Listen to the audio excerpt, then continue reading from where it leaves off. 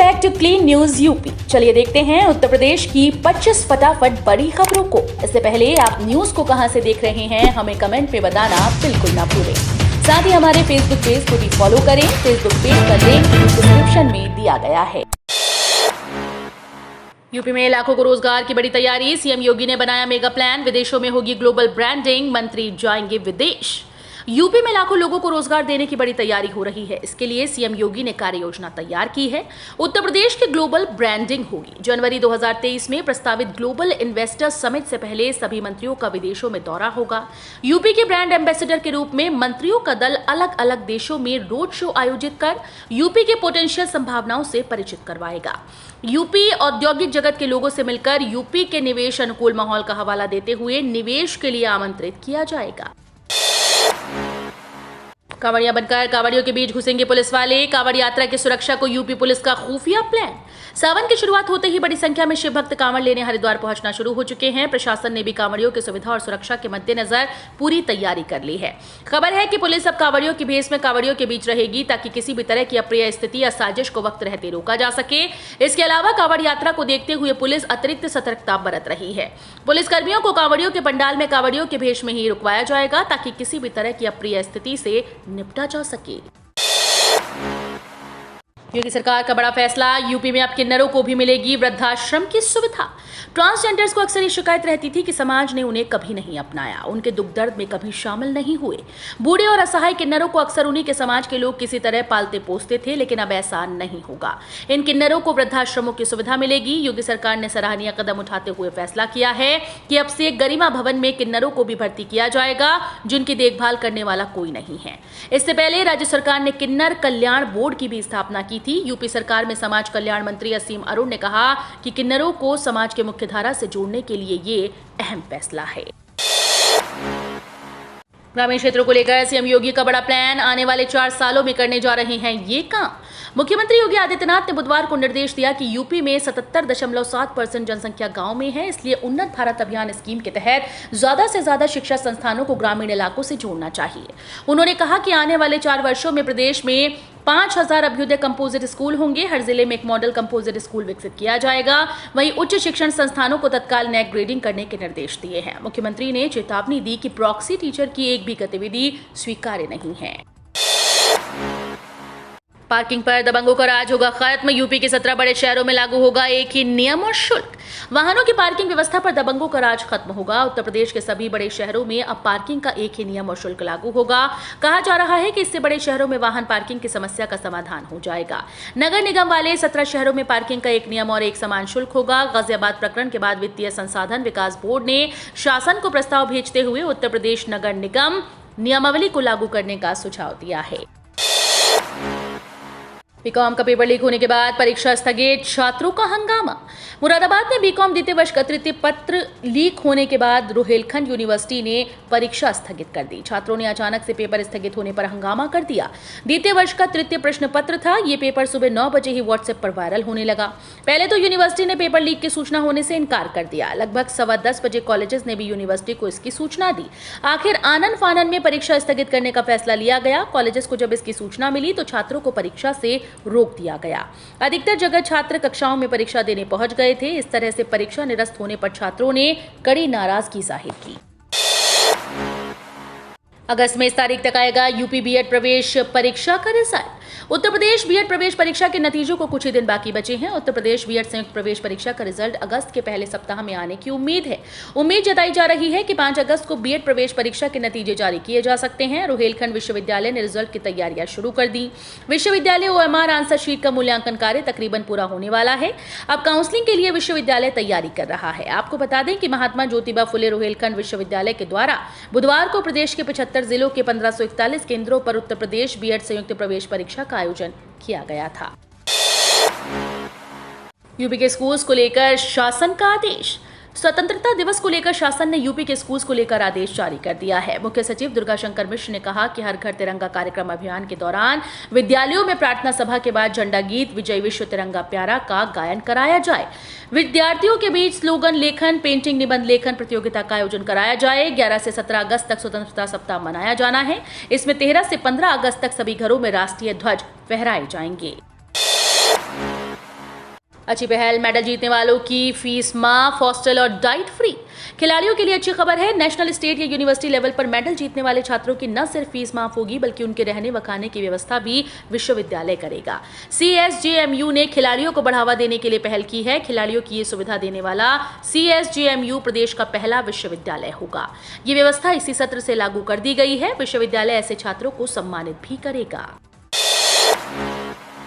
UP में व्यक्तिगत शादी अनुदान बंद, मुख्यमंत्री सामूहिक विवाह योजना ही चलेगी। योगी आदित्यनाथ सरकार ने व्यक्तिगत शादी अनुदान योजना को बंद कर दिया है। सरकार गरीब बेटियों की शादी के लिए अब मुख्यमंत्री सामूहिक विवाह योजना के तहत ही मदद देगी।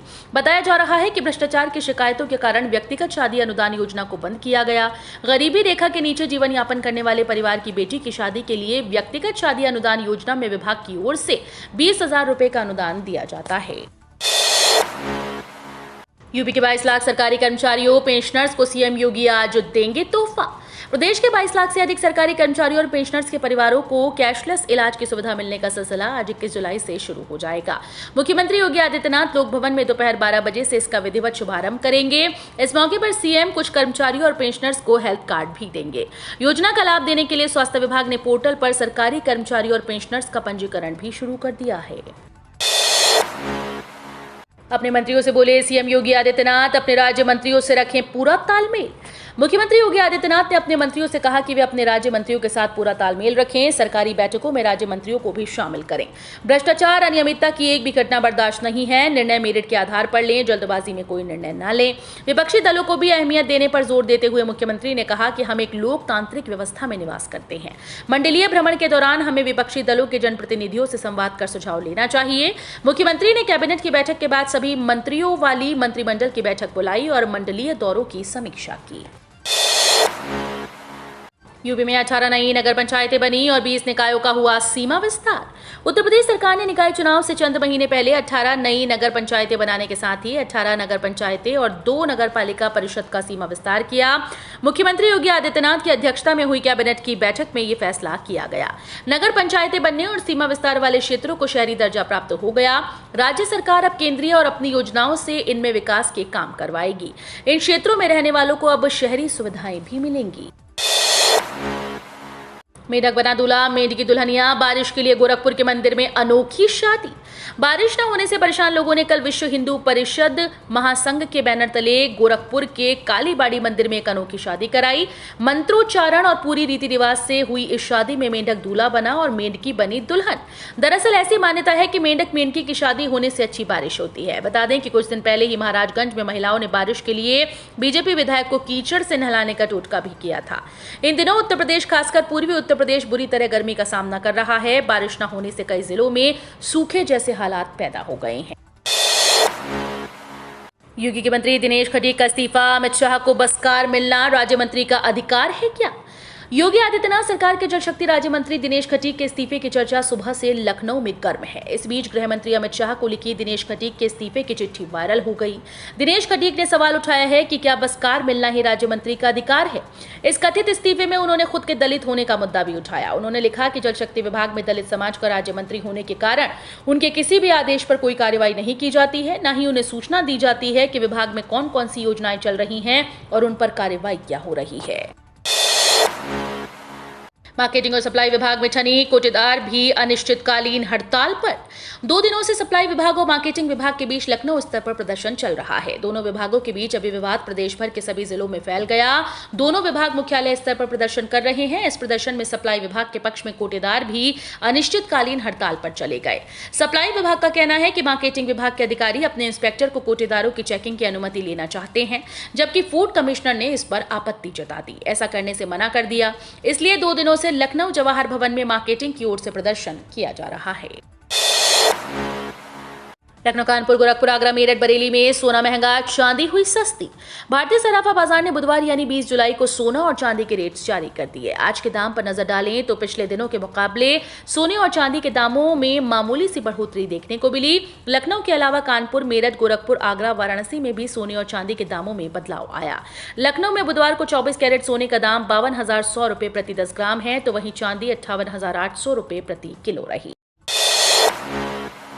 सरकार से नाराज नहीं है दिनेश खटीक। स्वतंत्र देव सिंह बोले, रोजाना होती है बातचीत, अखिलेश यादव को भी दिया जवाब।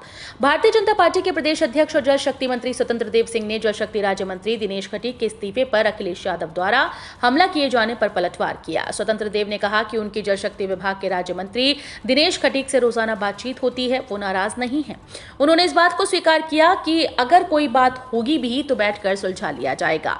अखिलेश यादव के पास कोई मुद्दा नहीं है, वो इसे बेवजह तिल का ताड़ बना रहा है। ये बातें स्वतंत्र देव ने बुधवार को पत्रकारों से बातचीत में कही। पूर्वांचल में भी बारिश की उम्मीद बनी, आखिर क्यों तरसा रहे हैं बदरा। दिल्ली एनसीआर से लेकर राजधानी लखनऊ में लंबे इंतजार के बाद झमाझम बारिश शुरू हो गई। पूर्वांचल के जिलों में भी अब बारिश की उम्मीद जगी। पिछले पखवाड़े से पूर्वा हवा ने बनारस का मौसम भले खुशनुमा बनाया हो, मगर बारिश न होने की वजह भी यही है। तेज हवा के कारण मानसूनी बादल दक्षिण की तरफ चले गए या पहाड़ों की ओर छिटक गए और मैदान सूखे रह गए। हालांकि हवा धीमी पड़ने के बाद बादल अब दोबारा जुटने लगे। इससे वाराणसी समेत पूर्वांचल के जिलों में अच्छी बारिश के हालात बन रहे हैं। यूपी में पराग का छाछ, दही और मट्ठा आज शाम से होगा महंगा। यूपी में पराग दूध के दाम में इजाफे के बाद अब छाछ और दही के साथ मट्ठा महंगा हो गया। बड़ी कीमतें कल से लागू हो गईं।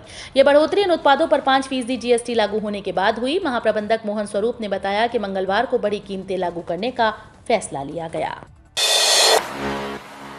पर्यटकों का उत्तराखंड में रहना अब होगा महंगा। जिला पंचायत द्वारा होम स्टे संचालकों से टैक्स वसूली की तैयारी।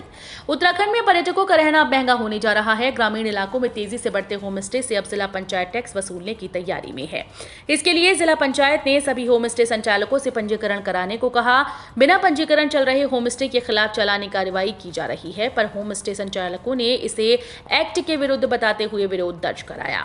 मुख्यमंत्री को पत्र लिखकर इसे अवैध करार दिया गया है। जिले के साथ ही पूरे कुमाऊं में होम स्टे काफी सफल साबित हो रहे हैं। ऐसे में लोग तेजी से अपने पारंपरिक घरों को होम स्टे में तब्दील कर रहे हैं। वीवो मोबाइल कंपनी की बढ़ेंगी मुश्किलें। यूपी पुलिस गृह मंत्रालय को भेजेगी रिपोर्ट। वीवो मोबाइल कंपनी के 13,500 से ज्यादा मोबाइल फोन एक ही IMEI नंबर पर चलाने के मामले में पुलिस ने चार्जशीट तैयार कर ली है। ऐसे में वीवो कंपनी की मुश्किलें बढ़ती जा रही हैं। इस मुकदमे के बाद कंपनी के खिलाफ कार्रवाई शुरू हो जाएगी। इस मामले में टेलीकॉम मिनिस्ट्री भी जांच करेगी, साथ ही गृह मंत्रालय को रिपोर्ट भेजी जाएगी।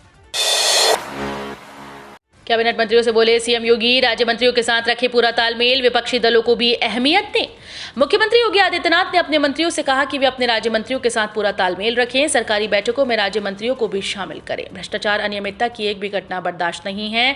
निर्णय मेरिट के आधार पर लें, जल्दबाजी में कोई निर्णय न लें। विपक्षी दलों को भी अहमियत देने पर जोर देते हुए मुख्यमंत्री ने कहा कि हम एक लोकतांत्रिक व्यवस्था में रहते हैं। मंडलीय भ्रमण के दौरान हमें विपक्षी दलों के जनप्रतिनिधियों से संवाद कर सुझाव लेना चाहिए। ओम प्रकाश राजभर ने फिर बोला हमला, कहा मुसलमानों को बीजेपी का डर दिखाकर जिंदा है अखिलेश यादव। सुबह सपा प्रमुख ओपी राजभर ने अखिलेश यादव के खिलाफ जबानी जंग और तेज कर दी। अखिलेश यादव पर कई जबानी हमले कर चुके राजभर ने इस बार कहा कि अखिलेश यादव मुसलमानों को बीजेपी का डर दिखाकर जिंदा है। मीडिया से बात करते हुए ओपी राजभर ने कहा अखिलेश यादव सिर्फ बीजेपी का नाम लेकर जिंदा है। वो मुसलमानों को बीजेपी का डर दिखाते हैं और मुसलमान डर की वजह से उन्हें वोट करते हैं। लेकिन अब मुसलमान भी इस बात को समझ गए हैं कि अखिलेश उन्हें बीजेपी का डर दिखाकर वोट ले लेते हैं। जब मुसलमानों के खिलाफ जुल्म होता है तो अखिलेश यादव चुप्पी साध लेते हैं। दुकानों से राशन लेने के नियमों में हुआ बड़ा बदलाव। राशन कार्ड के लाभार्थियों के लिए काम की खबर है। खाद्य एवं सार्वजनिक वितरण विभाग ने राशन कार्ड के नियमों में बदलाव का फैसला किया। दरअसल विभाग ने सरकारी राशन की दुकानों से राशन लेने वाले पात्र लोगों के लिए तय किए गए मानक में बदलाव कर रहा है। नए मानक का प्रारूप अब लगभग तैयार हो गया है। बताया जा रहा है कि इस संबंध में राज्य सरकारों के साथ कई दौर की बैठक भी हो चुकी है। खाद्य एवं सार्वजनिक वितरण विभाग के अनुसार इस समय देश भर में 80 करोड़ लोग नेशनल फूड सिक्योरिटी एक्ट का लाभ उठा रहे हैं।